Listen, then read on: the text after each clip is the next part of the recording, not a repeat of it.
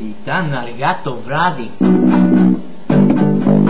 δεν είχα που να πάω. Ανοίξα το ψυγείο, κάτι να βρω να φάω. Είδα ένα γιαούρτι, που είχε όμως λήξει. Ωραίο.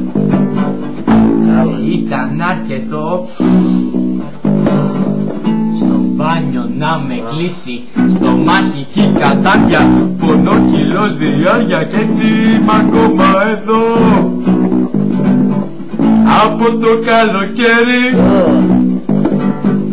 γιαούρτι γαλασμένο, κακό χουνέρι. Όταν χτυπάει πόρτα, λέω κάτι λυμμένο.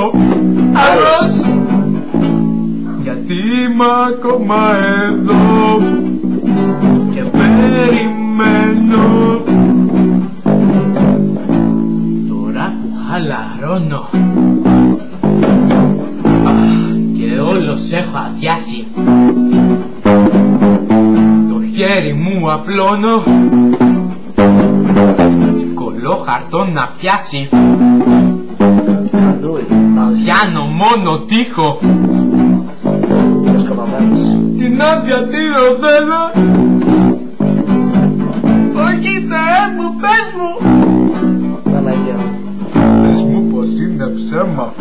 Είναι ψέμα. Χωρίς χαρτί, χωρίς χαρτί, κι έτσι θα είμαι ακόμα εδώ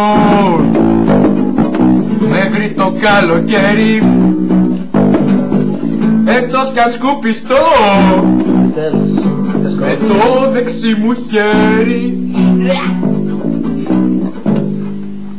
Τέλειωσε.